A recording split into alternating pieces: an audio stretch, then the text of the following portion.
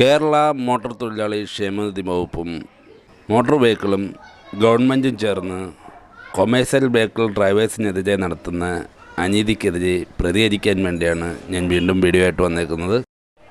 ഇതിനകത്തുണ്ടാകുന്ന main പ്രശ്നമെന്ന് പറയുന്നത് ഈ വണ്ടിക്കാണ് നമ്മൾ ഈ ക്ഷേമനിധി അടയ്ക്കുന്നത്.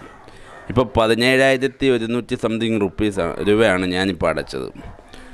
അപ്പോൾ ആ പൈസ ഞാൻ ജീവിതകാലം മുഴുവൻ ഈ വണ്ടിയുമായിട്ട് നടക്കണം. അതാണ് അവസ്ഥ. ഈ വണ്ടി നാളെ ഞാൻ വിൽക്കുകയാണെങ്കിൽ ഈ ക്ഷേമനിധി അവകാശം മൊത്തം അടുത്തൊരു ഓണറിൻ്റെ പേരിലേക്ക് പോകും. ഞാനിത് അടയ്ക്കുന്നത് വെറും പാഴാണ്. അപ്പോൾ അതാണ് ഇതിനകത്ത് ഏറ്റവും വലിയ പ്രശ്നമെന്ന് പറയുന്നത്. നമുക്കിപ്പോൾ ഇത് അടച്ചത് കൊണ്ടൊരു പ്രയോജനവുമില്ല. അതാണ് ഇതിനെതിരെ നമ്മൾ പ്രതികരിക്കുന്നതിൻ്റെ മെയിൻ കാരണം.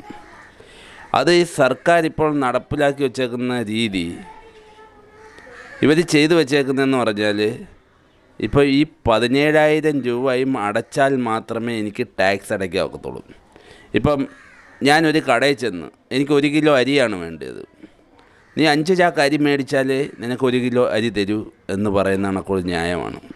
അല്ലെങ്കിൽ നമ്മളൊരു ഹോട്ടലിൽ ഫുഡ് കഴിക്കാൻ ചെന്നു, 2 ദോശ വേണ്ട എനിക്ക്, നീ മട്ടൻ കറി മേടിച്ചാൽ ദോശ തരൂ എന്ന് പറയുന്നൊരവസ്ഥയാണിത്.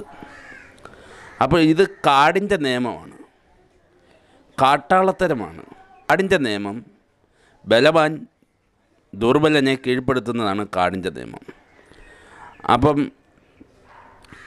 അധികാരം ഉപയോഗിച്ച് ദുർബലരായ ഡ്രൈവേഴ്സിനെ കൊണ്ട് ഈ പൈസ അടപ്പിക്കുമ്പോൾ ഇവിടെ നടപ്പാകുന്നത് കാടിൻ്റെ നിയമമാണ്, കാട്ടാളത്തരമാണ്. ഇതിനെക്കുറിച്ച് പറയുമ്പോൾ നമ്മൾ ഇച്ചിരി പുറകോട്ടൊന്ന് ചിന്തിക്കണം. കുറേ വർഷങ്ങൾക്ക് മുൻപ് നമ്മുടെ നാട്ടിൽ നമുക്ക് ഇഷ്ടപ്പെട്ടൊരു പേരിടാനുള്ള അവകാശമില്ലായിരുന്നു. നേരെ വഴിയെ നടക്കാനുള്ള അവകാശമില്ലാത്തവരുണ്ടായിരുന്നു. എന്തിന്? കല്യാണം കഴിച്ച പെണ്ണിൻ്റെ കൂടെ ജീവിക്കാൻ തമ്പ്രാക്കന്മാരുടെ അനുമതി വേണ്ടുന്നൊരു കാലം. പിന്നെ മീശ വെക്കണമെങ്കിൽ കരം കൊടുക്കണം. പോരായെങ്കിൽ മാറ് മറയ്ക്കണമെങ്കിൽ, അമ്മ സഹോദരിമാർക്ക് മാറ് മറയ്ക്കണമെങ്കിൽ കരം കൊടുക്കേണ്ട ഒരു കാലം. നമ്മുടെയൊക്കെ വീടുകളിൽ ഏത് സമയവും വന്ന് അപ്പനെയും അമ്മയും സഹോദരനെയൊക്കെ വെളിയിൽ കാവൽക്കാരായിട്ട് നിർത്തിയിട്ട് പ്രായപൂർത്തിയാകുന്ന പെൺമക്കളെ ബലാത്കാരം ചെയ്തിട്ട് പോകുന്നൊരു കാലം. അപ്പോൾ തിരുവായ്ക്ക് എതിർവായി ഇല്ലാത്തൊരു കാലം. ഏകാധിപതിയെപ്പോലെ ഭരിക്കുന്നൊരു കാലം. അടിയന്മാർ നട്ടുപിടിപ്പിക്കുന്നതെല്ലാം തമ്പുരാക്കന്മാർ കൊയ്യുന്നൊരു കാലം. ആ കാലഘട്ടത്തിൽ നിന്നും അതിനൊക്കെ ഒരുപാട് മാറ്റത്തിന് വേണ്ടി പോരാടിയ പ്രസ്ഥാനമാണ് കമ്മ്യൂണിസ്റ്റ് പ്രസ്ഥാനം. അതിനുവേണ്ടി ഒരുപാട് രക്തസാക്ഷികളെ ഹോമിച്ചുകൊണ്ട് ഇതൊക്കെ ഇല്ലായ്മ ചെയ്ത് ജനങ്ങളുടെ പൾസായ ഒരു പ്രസ്ഥാനമാണ് കമ്മ്യൂണിസ്റ്റ് പ്രസ്ഥാനം. ആ പ്രസ്ഥാനം ഇന്ന് 2025 ഈ നാട് ഭരിക്കുമ്പോൾ പഴയ ജന്മിയെ നമ്മളെ ഓർമ്മപ്പെടുത്തുന്ന വിധമാണ് ഇപ്പോഴത്തെ ഭരണം എന്ന് പറയാതിരിക്കാൻ നിവൃത്തിയില്ല.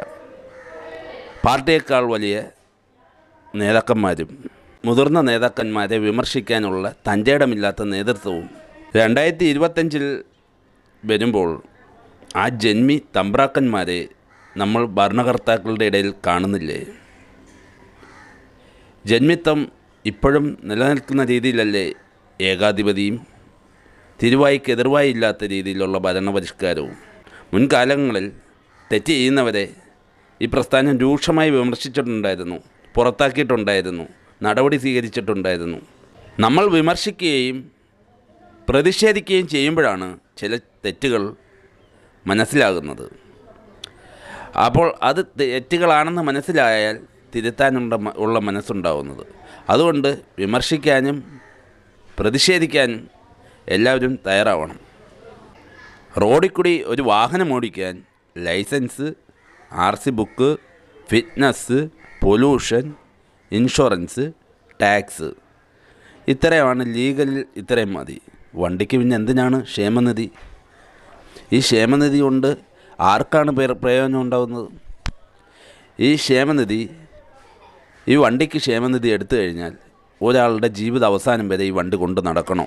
ഞാൻ ചോദിക്കുകയാണ് നിങ്ങളോട്. ഇപ്പോൾ വെള്ളത്തിൽ കൂടി ഓടുന്ന ബോട്ടിന് ക്ഷേമനിധി, റോഡിൽ കൂടി ഓടുന്ന വണ്ടിക്ക് ക്ഷേമനിധി, നിങ്ങളത് വ്യക്തികളിലേക്കാക്ക്, പ്രയോജനപ്പെടും. നമ്മൾ അടയ്ക്കുന്ന പൈസ മറ്റെങ്ങും പോത്തില്ല, നമുക്കത് തിരികെ കിട്ടും എന്നുള്ളൊരു വിശ്വാസമെങ്കിലും ഉണ്ടാവും. ഇത്തരത്തിൽ പൈസ അടച്ചു കഴിഞ്ഞാൽ ഈ വണ്ടി ഇപ്പം എന്നും എനിക്ക് കൊണ്ടുനടക്കാൻ പറ്റുമോ? ചിലപ്പോൾ ഞാൻ ഈ വണ്ടി 2 വർഷം 3 വർഷം, എല്ലാവരും ഈ കൊമേഴ്സ്യൽ വെഹിക്കിൾ ഉപയോഗിക്കുന്ന എല്ലാവരും അങ്ങനെ തന്നെ 2-3 വർഷം ഉപയോഗിക്കുക, വണ്ടി മാറിയെടുക്കുക. ചിലർ 5 വർഷമൊക്കെ ഉപയോഗിക്കും. അപ്പം ഈ അവകാശം, ഈ അടയ്ക്കുന്ന പൈസ മറ്റൊരാളിലേക്കാണിത് പോകുന്നത്. അടയ്ക്കുന്നവർക്ക് ഇതിൻ്റെ പ്രയോജനം ഉണ്ടാകുകയില്ല. അതാണ് ഇതിൻ്റെ മെയിൻ ഫോൾട്ട്. 1888 രൂപയാണ് ഒരു വർഷത്തെ എൻ്റെ ടാക്സ്. അതടയ്ക്കാൻ വേണ്ടി 17,152 രൂപയാണ് ഞാൻ അടച്ചതിന് ശേഷം മാത്രം എനിക്ക് ടാക്സ് അടയ്ക്കാൻ പറ്റിയത്. അപ്പം ഞാൻ എന്തായാലും ഇത് അടച്ചു. ഇതേ കണക്ക് സാധാരണക്കാരായിട്ടുള്ള ആർക്കെങ്കിലും ഞാൻ ഈ പറയുന്നതിലൂടെ ഒരു മാറ്റം സംഭവിക്കുകയാണെങ്കിൽ നിങ്ങളെല്ലാവരും ഈ വീഡിയോ ഷെയർ ചെയ്യുക. നിങ്ങളൊക്കെ നിങ്ങളാൽ കഴിയുന്ന രീതിയിൽ ഇതിനോട് പ്രതികരിക്കുക. കാരണമെന്ന് വെച്ചാൽ ഞാൻ കൺസ്യൂമർ കോർട്ടിലുമായിട്ട് ബന്ധപ്പെട്ടപ്പോൾ അവിടെ ചെന്നൊരു വക്കീലുമായിട്ട് ഞാൻ സംസാരിച്ചപ്പോൾ ഈ വിഷയത്തെക്കുറിച്ച് പുള്ളി പറയുന്നത്, മോനെ ഇത് കേസ് നമ്മൾ ചാർജ് ചെയ്താൽ 3-4 വിളിയൊക്കെ കഴിഞ്ഞ് ഇത് റെഡിയായി വരുമ്പോഴത്തേക്ക് 6-8 മാസം എടുക്കും. അപ്പോഴത്തേക്ക് തീരുമാനമാക്കും. അതുവരെ നമ്മൾ വണ്ടി കയറ്റി നമ്മുടെ വീട്ടിൽ ഇടണം. കഴിഞ്ഞതിന് ശേഷം എന്ന് പറഞ്ഞാൽ ഞാൻ പ്രസ് ക്ലബ്ബിൽ പോയി പത്രക്കാരോട് സംസാരിച്ചു. അപ്പോൾ അവർ ഇത് റിപ്പോർട്ട് ചെയ്യാമെന്നൊക്കെ പറഞ്ഞിട്ടുണ്ട്. ഇനി റിപ്പോർട്ട് ചെയ്യുമോ എന്തോന്ന് അറിയത്തില്ല, അത് ചെയ്യട്ടെ. അപ്പം ഇപ്പം ഞാൻ അടച്ചു, എനിക്ക് ഈ പൈസ തിരിച്ചു കിട്ടുമെന്നൊരു വിശ്വാസമില്ല. ഞാൻ ഈ വണ്ടി 1-2 വർഷം ഉപയോഗിച്ചിട്ട് ഞാൻ കൊടുക്കും, എനിക്ക് തിരിച്ചു കിട്ടുമെന്നൊരു ഉറപ്പുമില്ല. ഇനിയെങ്കിലും ഇത് മറ്റൊരാൾ ഇതിൽ നിന്ന് രക്ഷപ്പെടുന്നെങ്കിൽ രക്ഷപ്പെടട്ടെ. കഴിവതും എല്ലാവരിലേക്ക് എത്തിക്കുക. ഈ നിയമം എടുത്ത് മാറ്റുന്നെങ്കിൽ മാറ്റട്ടെ. ഓർക്കുക, ഇത് പാകിസ്ഥാനും അല്ല, ബംഗ്ലാദേശും അല്ല, അഫ്ഗാനിസ്ഥാനും അല്ല, ഇത് കേരളമാണ്. പ്രതികരണശേഷിയുടെ അങ്ങേയറ്റമുള്ള ജനതയുള്ള നാട്. അതുകൊണ്ട് എന്നെ ഇത് പറയാൻ പഠിപ്പിച്ചതും ഈ കമ്മ്യൂണിസ്റ്റ് പ്രസ്ഥാനം തന്നെയാണ്. ഇതിനെതിരെ ശക്തമായി പ്രതികരിക്കുക തന്നെ ചെയ്യുന്നു. ലാൽ സലാം സഹാക്കളെ.